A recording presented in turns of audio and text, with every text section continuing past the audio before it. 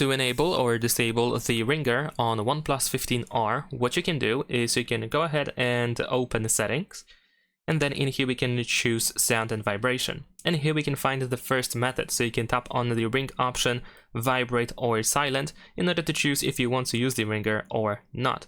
Besides that, what you can do is you can go to the control center or quick settings, and then in here we can find a couple of these modes as well. So you can choose the silent mode to turn off the ringer, or you can choose the ring mode if you want to, of course, enable it. Besides that, we also have the plus key on the left side, so you can press and hold this button in order to toggle the ringer, but only if you set it up that way.